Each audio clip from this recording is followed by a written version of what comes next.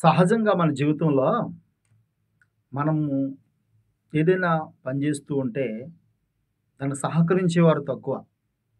బహుశా మనం ఏదైనా చేసి సక్సెస్ అవుతూ ఉంటే, గెలుస్తూ ఉంటే స్టార్టింగ్‌లో మనకెవరు సహకరించరు. ప్రారంభంలో మనల్ని ఎవరు ప్రోత్సహించరు సహజంగా. కదండీ! గానీ మనము గెలిసిన తర్వాత, మనము ఒక స్థాయికెళ్ళిన తర్వాత వెనక్కి లాగేవారుంటారు. కదండీ! వెనక్కి లాగేవారుంటారు. మనల్ని పడదోయాలని చూసేవారుంటారు. మన నాశనం కోరుకునేవారుంటారు. కానీ సహజంగా మన గెలుపు కోరుకునేవారు, మన బాగోగులు కోరుకునేవారు బహు తక్కువ మందే మనకు కనబడుతూ ఉంటారు. మన జీవితం ప్రతి ఒక్కరి జీవితంలో చాలామంది నేనే మోసపోయానండి. చాలామంది నాకిలా జరిగింది. చాలామంది మరి నా స్థితే ఇలాగైపోయింది అనుకుంటారు గానీ లేదండి. చాలామంది జీవితాల్లో కూడా మనము ఎదుగుతుంటే వెనక్కి లాగేవారుంటారు. అది ఎందులోనైనా కావచ్చు. ఈ లోకంలో ఒక బిజినెస్‌లో కావచ్చు, ఈ లోకంలో ఒక పనిలో కావచ్చు, ఈ లోకంలో సక్సెస్‌లో కావచ్చు. మరీ ముఖ్యంగా మనం చూసుకుంటే, ఈ లోకంలో సక్సెస్ అవుతున్నప్పుడు ఒక్కరు మాత్రమే మనల్ని వెనక్కి లాగుతారు మనుషులనేవారు. కానీ ఆత్మీయ స్థితిలో సక్సెస్ అవుతుంటే గనుక ఆత్మీయ స్థితి అంటే తెలుసు కదండీ! ఆత్మ. మనలో ఆత్మ ఉన్నాడు. మనకు ఆత్మ ఉన్నది. ఆ ఆత్మలో వర్ధిల్లుచుంటే గనక, ఆ ఆత్మలో వర్ధిల్లుచున్నప్పుడు ఇద్దరు వ్యక్తులు లాగుతారు మనల్ని వెనక్కి. ఒకటి లోకమనే మనుషులు, 2 సాతాను. ఇది నమ్మాలి. కొంతమంది కొన్ని నమ్ముతారు, కొన్ని నమ్మరు. లోకంలో సక్సెస్ అవుతుంటే మనుషులు ఒక్కరే లాగుతారు వెనక్కి. గానీ ఆత్మలో సక్సెస్ అవుతుంటే గనక, ఆత్మలో బలపడుతుంటే గనక, ఆత్మలో ఎదుగుతుంటే గనక ఇటు మనుషులు లాగుతారు. అంతకంటే మన కంటికి కనబడని శక్తి ఏదైతే ఉందో సాతానుగాడు కూడా భయంకరంగా మనల్ని వెనక్కి లాగాలని చూస్తూ ఉంటాడు. ఇది నా సొంత మాటలేమి కాదు గాని, ఒకసారి పరిశుద్ధ గ్రంథాన్ని మనం 2 వచనాలు మనం చదువుకుంటే, హెబ్రీయులకు రాసిన పత్రిక 10వ అధ్యాయము 37వ వచనం, 38వ వచనం, 39వ వచనం కూడా చదువుకుందాం. ఇంకా కాలము బహు కొంచెముగా ఉన్నది. వచ్చుచున్నవాడు ఆలస్యము చేయకవచ్చును. నా ఎదుట నీతిమంతుడైన వాడు విశ్వాసం మూలముగా జీవించును గాని, అతడు వెనక తీసిన ఎడల అతని యందు నా ఆత్మకు సంతోషముండదు. అయితే మనము నశించుటకు వెనతీయువారము కాము, కానీ ఆత్మను రక్షించుకొనుటకు విశ్వాసము కలిగిన వారమై ఉన్నాము. కానీ ఆత్మను రక్షించుకొనుటకు అని మరి అక్కడ చూస్తున్నప్పుడు 3 అనే కేసు ఉంది. ఫుట్‌నోట్‌లో ఏముందంటే లేక సంపాదించుకొనుటకు. ఎలాగంటే అండి సంపాదించుకొనుటకు. ఏం సంపాదించుకొనుటకు? ఏం సంపాదించుకోవాలి? ఇందాక మీకు చెప్పాను. ఈ లోకంలో మనం ఏమి సంపాదించుకున్నా కూడా మరి ఒక వ్యక్తులే మనుషులనేవారు, అది మన స్నేహితులు కావచ్చు, మన బంధువులు కావచ్చు, మనకి తెలియని వారు కూడా కావచ్చు, వాళ్ళు వెనక్కి లాగుతారు మనల్ని. ఇది నిజం. కానీ ఆత్మను సంపాదించుకోవటం అంటే ఏంటండి? ఇక్కడ ఏమని చెప్తున్నాడు? మనము ఆత్మను సంపాదించుకునే విషయంలో వెనకాడకుండా ముందుకే అడుగు వేయాలంట, ముందుకే వెళ్ళాలంట. ఈ లోకంలో మనుషులుగా చాలామంది చాలా సంపాదించుకుంటాం మనం. కొంతమంది బంగారం చాలా సంపాదించుకుంటారు, బట్టలు సంపాదించుకుంటారు కొంతమంది, ఆస్తులు సంపాదించుకుంటారు కొంతమంది, ధనం సంపాదించుకుంటారు కొంతమంది, స్నేహితులను సంపాదించుకుంటారు కొంతమంది, బంధువులు సంపాదించుకుంటారు కొంతమంది, మంచి పేరు సంపాదించుకుంటారు కొంతమంది. ఇలా చెప్పుకుంటూ పోతే ప్రపంచంలో చాలామంది చాలా విధాలుగా ఎన్నో సంపాదించుకుంటారు. కానీ బైబిల్ అంటుంది విచిత్రమైన ఒక మాట, ఆత్మను సంపాదించుకునుట. మరలా చదువుతున్నాను చూడండి ఇక్కడ. అయితే మనం నశించుటకు వెనతీయవారము కాము గాని ఆత్మను రక్షించుకున్నట్టుకు కింద సంపాదించినట్టుకు. మన ఆస్తి పోయిందనుకోండి, ఉదాహరణకు మన పక్కనే ఒక 5 సెంట్ల భూమి పక్క వ్యక్తి ఆదుకున్నాడు, పక్క వ్యక్తి లాక్కోవాలని చూస్తున్నాడు. మరి ఆ 5 సెంట్ల భూమి కోసం మనం చాలా ఆరాటపడతాం, ప్రార్థనలు చేస్తాం, కోర్టుల చుట్టూ తిరుగుతాం, పెద్ద మనుషుల దగ్గరికి వెళ్తాం. అంటే మనది అంటూ ఏదైనా పోతే మనం సహించుకోలేం, భరించుకోలేం, ఓర్చుకోలేం. ఏదో విధముగా దాన్ని మనం సంపాదించుకోవాలని చాలా ప్రయత్నాలు చేస్తాం కదండి. అవసరమైతే కొన్ని సార్లు మీరు మన సైడు నాకు తెలియదు కానీ మన సైడు తక్కువగానండి. ఈ గుజరాత్, మధ్యప్రదేశ్, బీహార్ ఈ ప్రదేశాలకు మీరు వెళ్ళిపోతే నేను కొన్ని వీడియోలు చూశాను. పొలం దగ్గర దెబ్బలాటలు వస్తే వాళ్ళకి పొలం దగ్గర ఇంటికాడ దెబ్బలాటలు వస్తే వాళ్ళు ఏం చేసుకోరండి, డైరెక్ట్గా గన్లు ఉంటాయి వాళ్ళ దగ్గర. బీహార్, మధ్యప్రదేశ్ వాళ్ళ దగ్గర మరి గన్లు ఉంటాయండి. ఎప్పుడు చూసినా ఈ గన్లటిని టక్ టక్ టక్ పేల్చేసుకుంటారండి. మనుషులకు మనుషులే, అక్కడ పోలీసులు కూడా పెద్దగా రారు. నిజమండి. అంటే ఆ భూమిని సంపాదించుకోవడం కొరకు మనుషుని కూడా చంపేస్తారు ఆ సైడ్ వాళ్ళు. అంత భయంకరులు. మన దేశమే, రాష్ట్రాలు వేరంతే, ఎక్కడో పక్క దేశం కాదు. అయితే ఇక్కడ ఈ ఈ భూ సంబంధమైన విషయంలో మనము సంపాదించుకునే విషయంలో ఒక ఒక అందుకంటే కదా, ఏ స్త్రీకైనా 10 ఎన్ని నాణ్యములు ఉండగా ఒక ఎన్ని నాణ్యం పడిపోతే ఆ ఒక్క నాణ్యం కొరకు వెతకడం కొరకు వెళ్ళదా అని చెప్తాడు ప్రభు.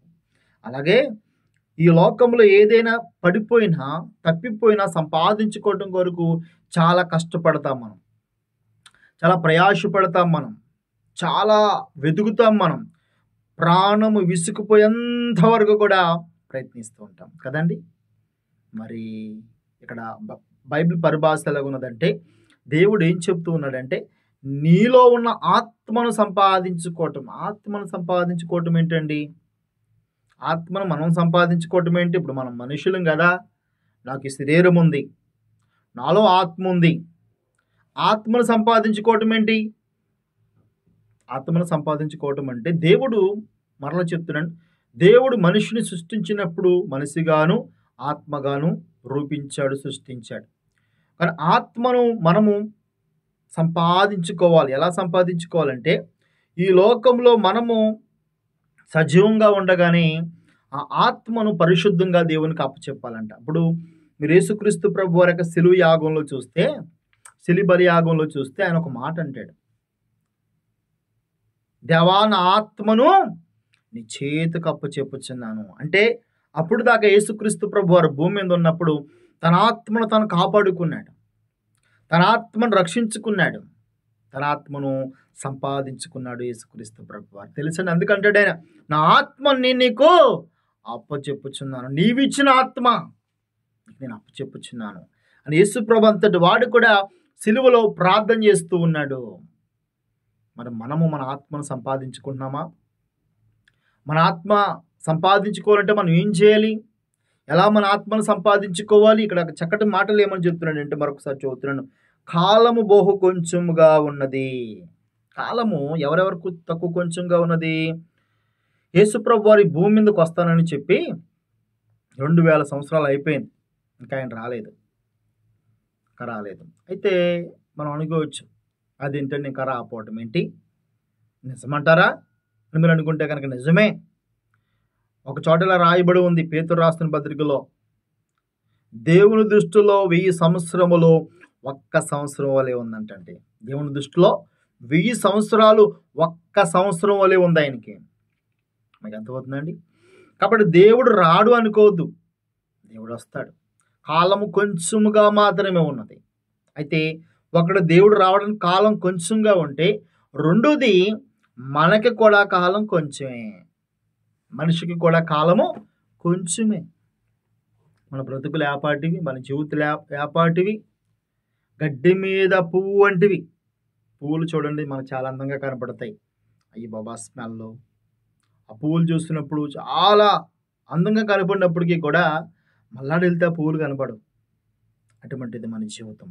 కాబట్టి కాలం అనేది చాలా కొంచెముగా ఉన్నది.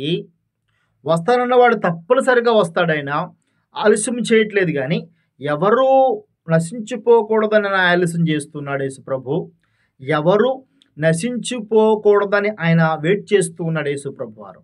అయితే ఇక్కడ విషయం ఏంటంటే, ఇప్పుడు ఆయన వచ్చే లోపల మనం ఏం చేయాలి? వెనక్కి తిరిగి చూడకూడదు. ఇక్కడ సబ్జెక్ట్ అదే, నా ఎదుటి నీతిమంతుడైన వాడు విశ్వాసం మూలముగా జీవించును గాని అతడు వెనుతీసిన ఎడల. మనలో చాలామంది కూడా మరొక్కనొక దినాన యేసు ప్రభు వారిని మనము అంగీకరించాం. నేను మనందరం కూడా. పుట్టుకతో ఎవరు క్రైస్తవులు కాదు. పుట్టుకతో ఎవడు క్రీస్తు కుమారుడు కాదు. అందరూ దేవుని బిడ్డలే. కానీ దేవుడు ఒక సిస్టాన్ని పెట్టాడు. సిస్టమ్ ఏంటంటే, మరలా పరలోక వాసులు మనందరం కావాలంటే ఆదామునందు అందరము తప్పిపోయాము కాబట్టి, ఆదాము ద్వారా ప్రపంచంలో ఒక పాపం వచ్చింది కాబట్టి, మరి ఆదామునందు మనందరం మృతి పొందుచున్నాము. ఆదాము ద్వారా మనము శపింపబడిన వారం అయిపోయాము. ఆదాము ద్వారా ఈ లోకంలో మనం కలిసిపోయాము. ఆదాము లోకంలో ఆదాము ద్వారా పాపం లోకంలోకి వచ్చిన తర్వాత ప్రతి బిడ్డ కూడా పాపం చేస్తున్నాడు కాబట్టి దేవుడు అనుగ్రహించే కృపను పొందుకోలేకపోతున్నాం.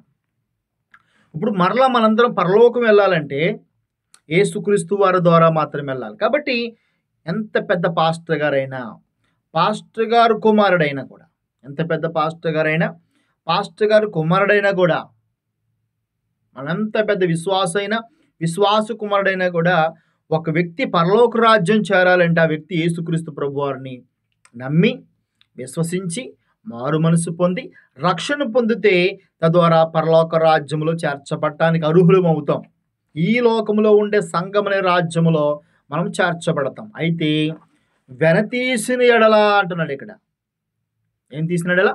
వెనతీసిన ఎడల అంటే మనలో చాలా మంది కూడా ప్రభువుని నమ్ముకున్నప్పటికీ కూడా కొన్ని సమస్యలను బట్టి, కొన్ని బాధలను బట్టి, లోక ఆశలను బట్టి, లోక కోరికలను బట్టి, లోకం లేదో కలిసి వస్తుందని, ఎందుకంటే మరి దేవునితో బ్రతకటం అనేది చాలా కష్టమైంది, సప్పగా ఉండేది అర్థం కాని వారికి. అందుకే రుచి చూసి తెలుసుకునుడు యెహోవా ఉత్తముడని. రుచి చూచిన వాడు లోకములోనికి వెళ్ళినా మళ్ళా వచ్చేస్తాడు. రుచి చూసిన వాడు దేవుణ్ణి విడిచిపెట్టలేడు. రుచి చూచిన వాడు ఒకవేళ పడిపోయినా మరలా వచ్చేస్తాడు. కానీ రుచి చూడని వాడు రాలేడు. మరి సాధు సుందర్ సింగ్ గారు ఇలా అన్నారండి, క్రైస్తవుడుగా చచ్చిపోవటం చాలా ఈజీ. క్రైస్తవుడుగా చచ్చిపోవటం ఈజీ, బ్రతకటం చాలా కష్టం అన్నాడు. బ్రతకటం చాలా కష్టం అంటాడు. చాలా కష్టం. ఇది నా మాట కాదు. సాధు సుందర్ సింగ్ గారు చాలా గొప్ప విశ్వాసి, ఒక దైవసేవకుడు, క్రీస్తు కొరకు కష్టపడినవాడు, క్రీస్తు కొరకు బ్రతికినవాడు, ఎంతో పరిచయం చేసిన వ్యక్తి. అనుభూతితో చెబుతున్న మాట ఏంటో తెలుసండి, క్రీస్తు కొరకు బ్రతుకుట చాలా కష్టం అని చెప్పాడు.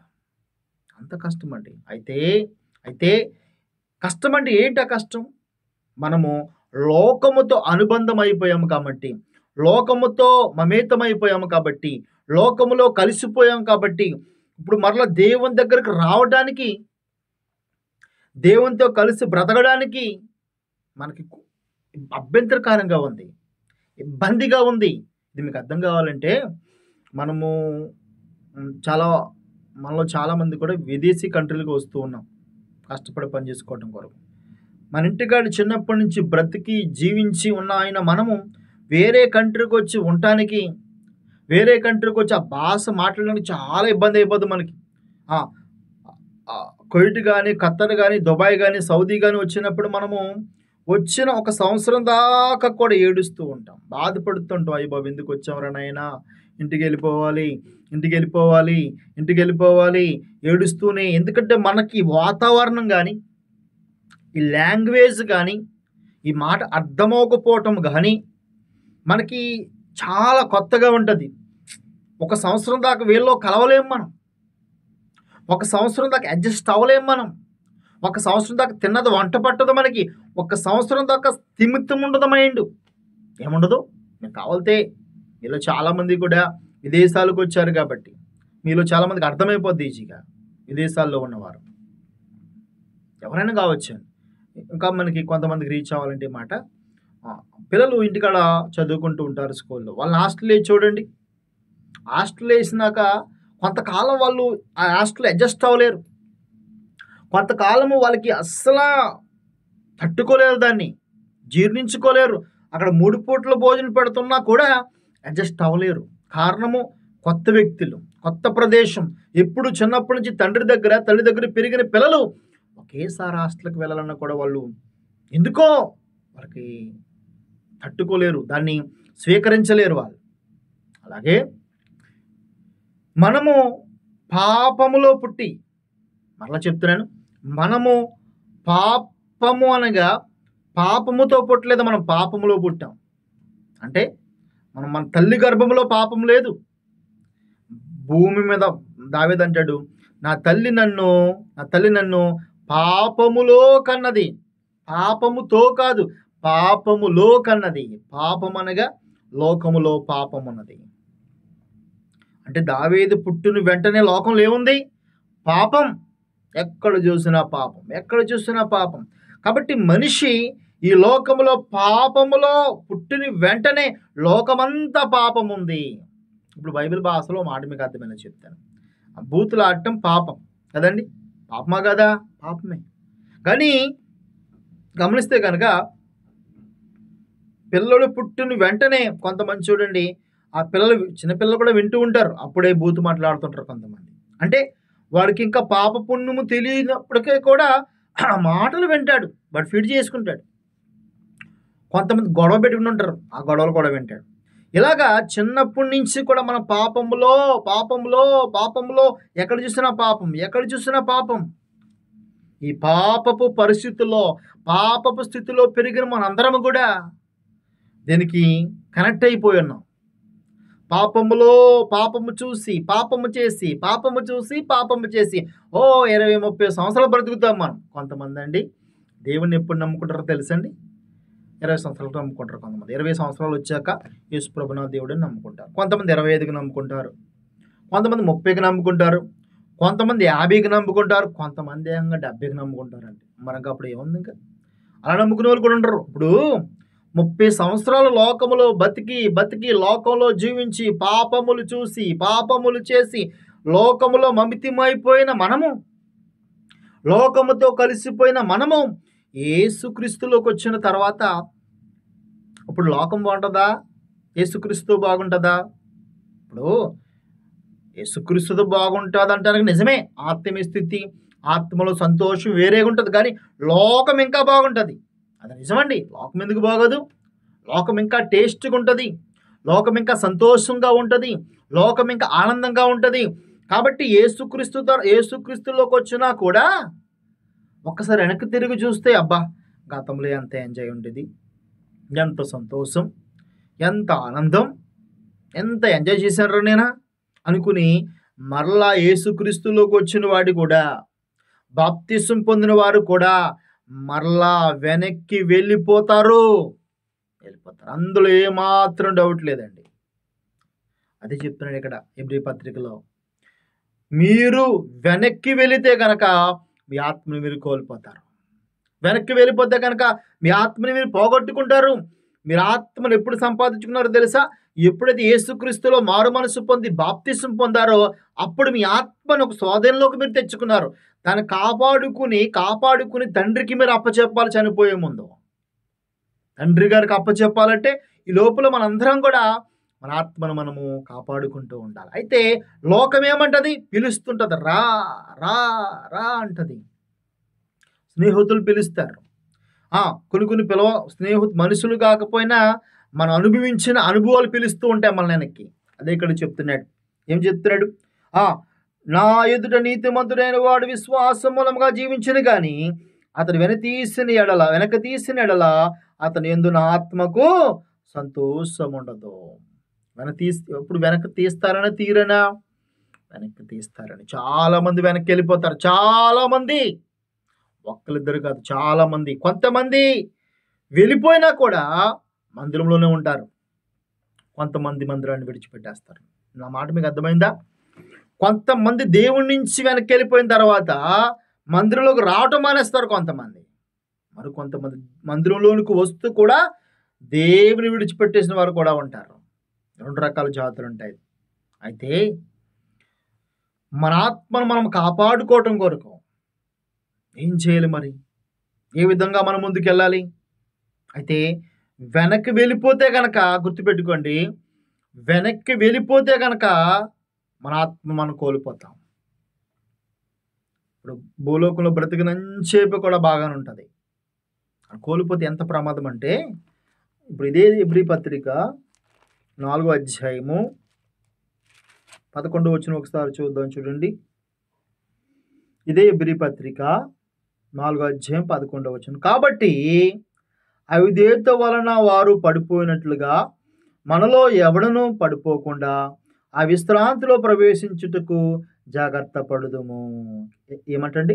కాబట్టి అవిధేయత వలన వారు పడిపోయినట్లుగా మనలో ఎవడను పడిపోకుండా ఆ విశ్రాంతిలో ప్రవేశించుటకు జాగ్రత్త పడుదుము. ఈ వర్తమానం ఏంటంటే, మనము జాగ్రత్త పడాలని దేవుడు నీతో నాతో మాట్లాడుతూ ఉన్నాడు. ఎవరు పడిపోయారంటే ఇక్కడ మనకంటే ముందు మన పితరులు, మన సహోదరులు అనేవారు పూర్వంలో ఉండేవారు. వాళ్ళు యూదులు, ఇశ్రాయేలు ప్రజలు.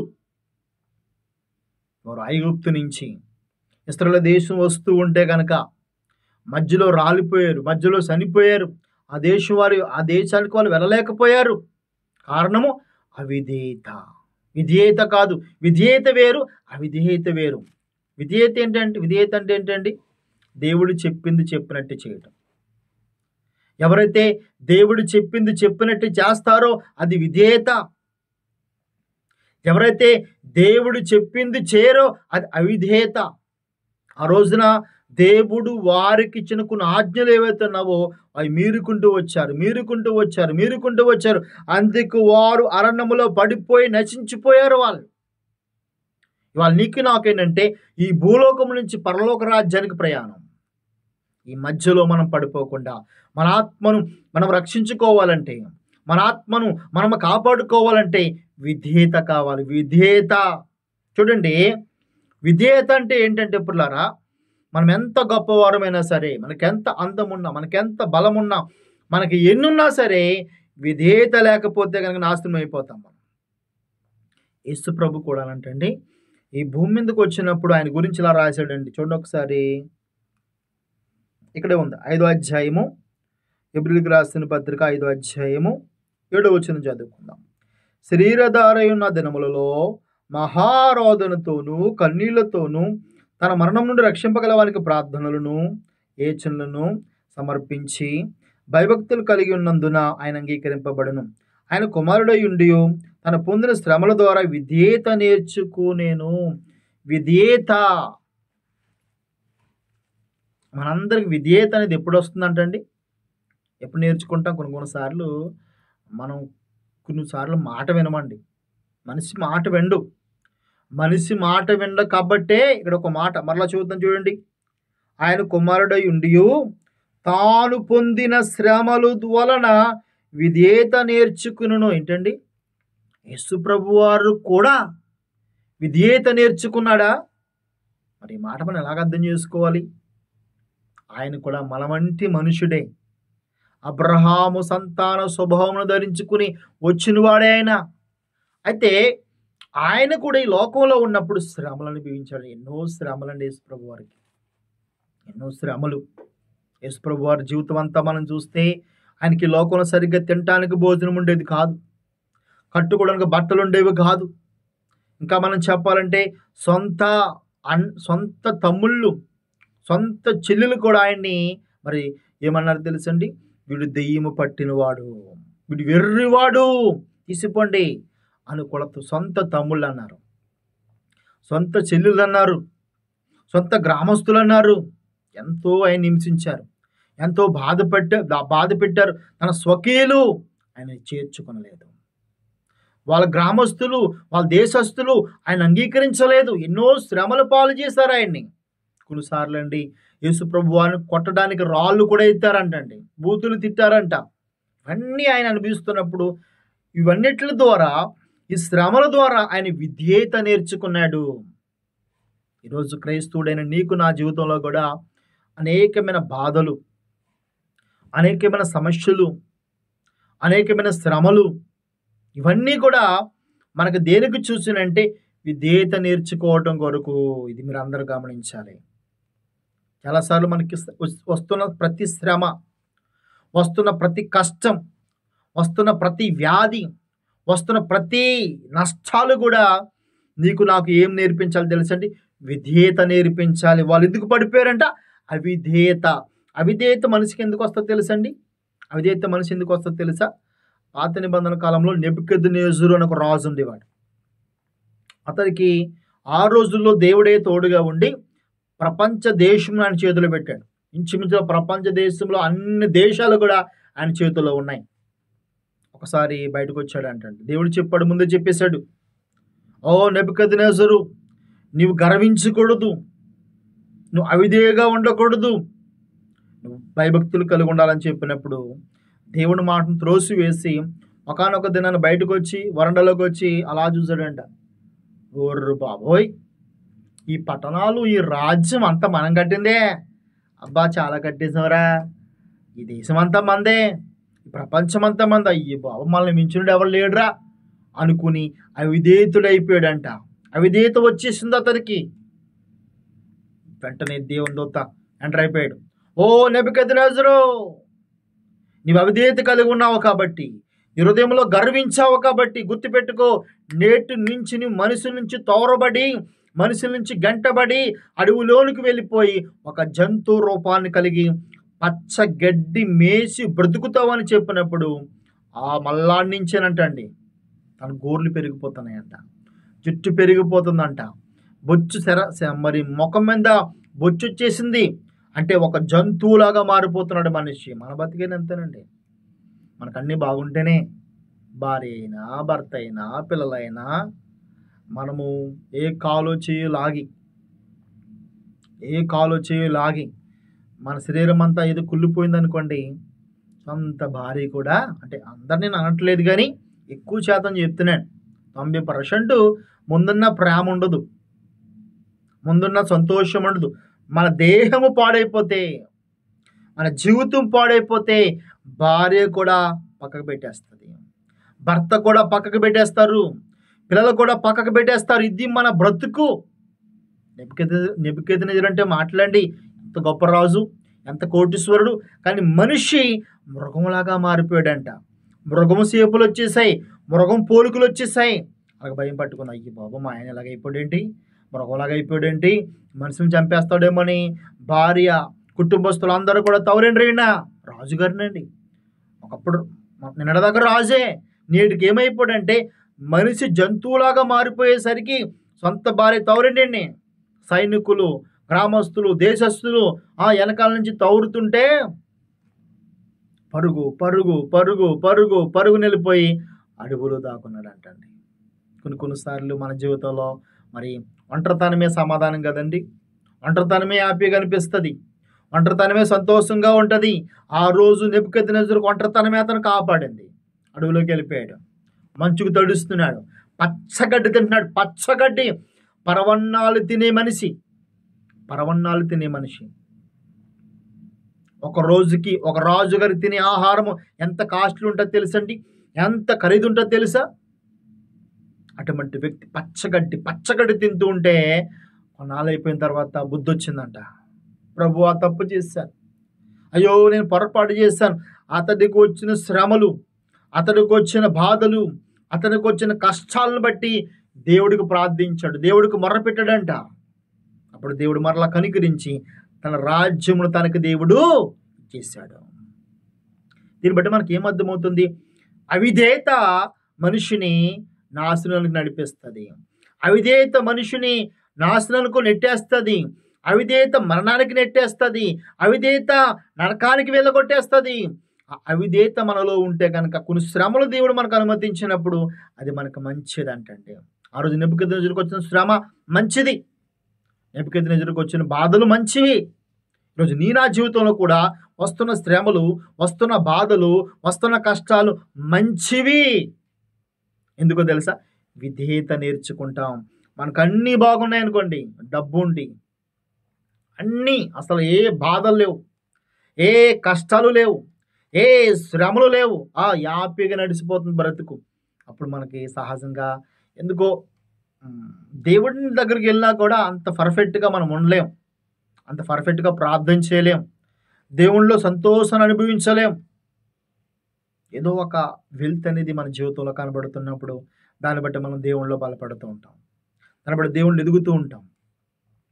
కాబట్టి ఇక్కడ యేసు ప్రభంతటి మహానుభావుడు కూడా, దేవాతి దేవుడు కూడా మనిషిగా పుట్టినప్పుడు ఆయన శ్రమలు అనుభవించాడంట, ఆయన కష్టాలు అనుభవించాడంట.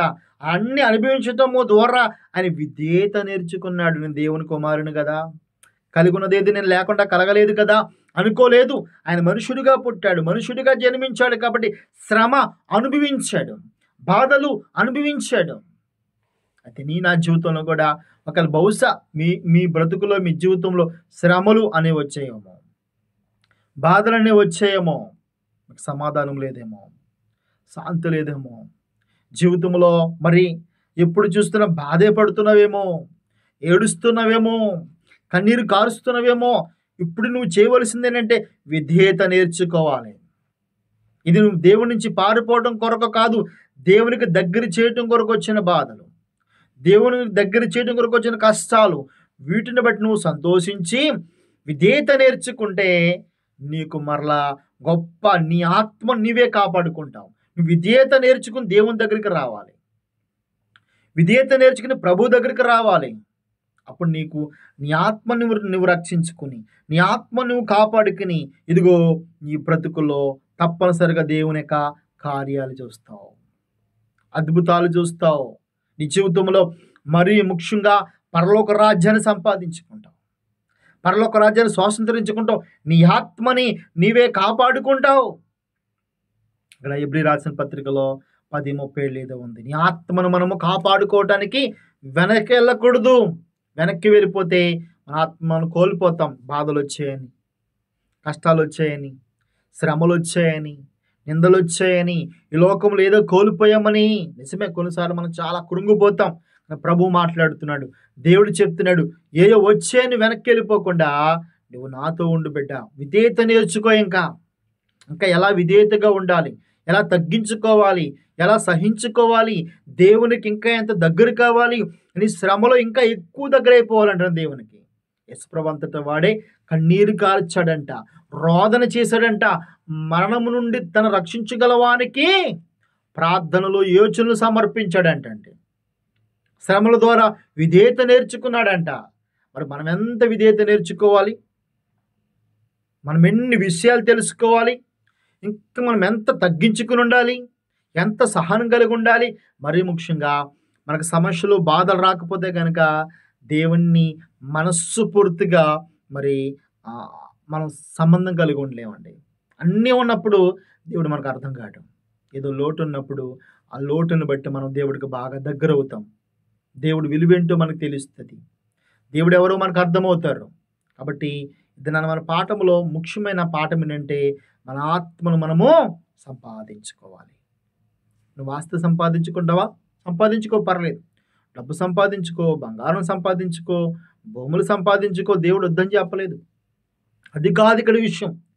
నువ్వు లోకంలో ఏమి సంపాదించుకున్నా, సంపాదించుకోకపోయినా, నువ్వు సంపాదించుకున్నా మంచిదే, సంపాదించుకోకపోయినా పెద్ద ప్రాబ్లం ఏమి. కానీ నీకు ఉన్న ఆత్మను మాత్రం నువ్వు సంపాదించుకోకపోతే, నీలో ఉన్న ఆత్మను కోల్పోతే, ధనవంతుడని ఒక ఆయన ఉన్నాడు, నరకములో వెళ్ళిపోయాడు అతను. ఈ లోకంలో డబ్బు సంపాదించుకున్నాడు, ఆస్తి సంపాదించుకున్నాడు, బంధువులు సంపాదించుకున్నాడు, పేరు సంపాదించుకున్న ఆత్మను వదిలిపెట్టేశాడు, ఆత్మను గాలి కుదిరేశాడు, ఆత్మస్థితి పక్కకు పెట్టేశాడు. ఒకానొక దినాన్ని చనిపోయాడు.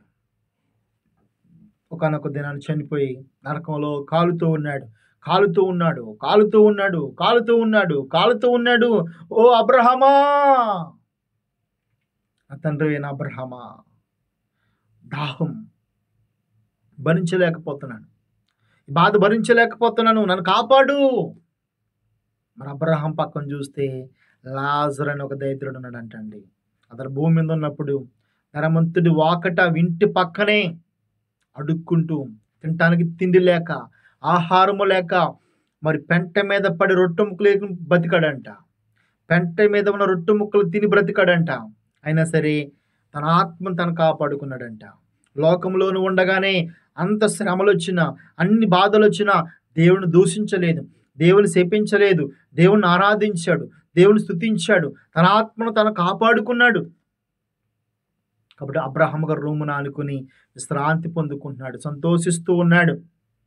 మరి ధనవంతుడు ఈ లోకములో డబ్బు సంపాదించాడు, ధనము సంపాదించాడు, అన్నీ సంపాదించాడు. ఒకే ఒకటి తప్ప, అదే తన ఆత్మను గాలికి వదిలేశాడు. అందుకే ఒక పాట ఉంది, అందరికేమో అన్నీ ఇచ్చావు.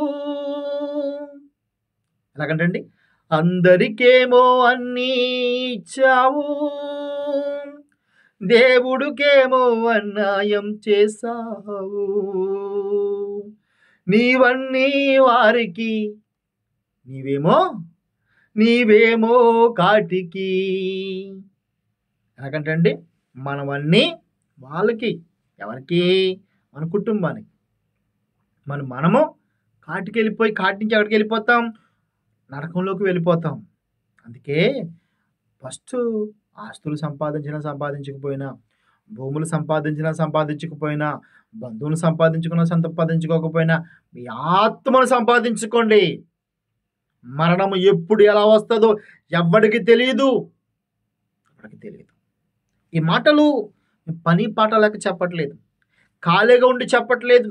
యూట్యూబ్ ఛానల్లో ఫేమస్ అవ్వాలని, డబ్బులు సంపాదించుకోవాలని, ఏదో అందరికీ కనబడాలని చెప్పట్లేదు. దేవుని ఆత్మ మమ్మల్ని గద్దించక, దేవుని ఆత్మ మమ్మల్ని ప్రేరేపించక ఈ లోకంలో అనేకమైన వింతయాసాలు వేస్తున్నారు. ఇవాళ సోషల్ మీడియాలో మీరు చూస్తున్నారా? స్త్రీలను చూడండి, బట్టలు ఇప్పు కూడా చూపిస్తున్నారు. ఎందుకు? లైకులు సంపాదించుకోవాలి, డబ్బు చూస్తున్నారు. మీ అందరూ తెలుసు కదా, అందరు యూట్యూబ్ ఛానల్ చూస్తారు, ఫేస్బుక్ చూస్తారు, చిన్న చిన్న ముక్కలు కాలు చేసి పెడతారు.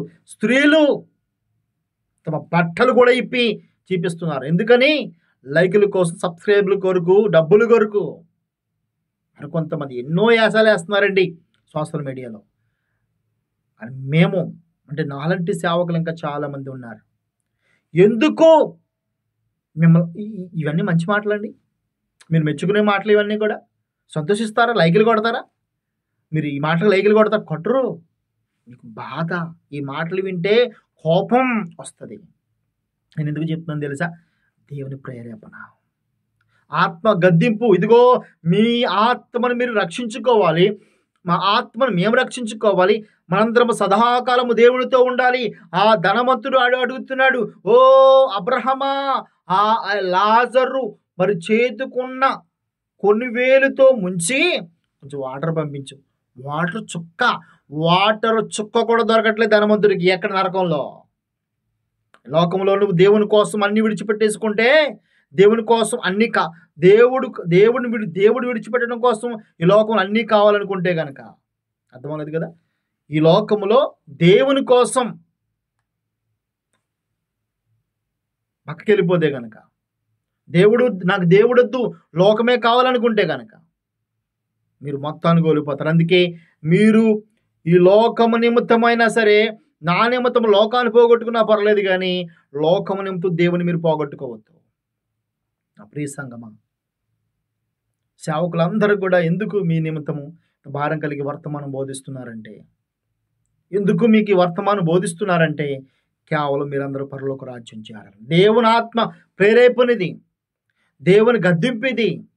కాబట్టి దయచేసి ఈ వర్తమానమైన మీరందరూ కూడా మరి ఆలోచించి విని, ఆత్మలు ఎలా బలపడాలి, ఆత్మను ఎలా సంపాదించుకోవాలి ఆలోచించేసి ముందుకు కొనసాగాలని కోరుకుంటూ నా మాటలు ముగిస్తూ ఉన్నాను. వర్తమానము వీరైతే కొంతమందికి షేర్ చేయండి, వారు కూడా ఈ మాటలు వినిపించండి. అందరికీ వందనాలు. మీ సహోదరుడు దానియేలు.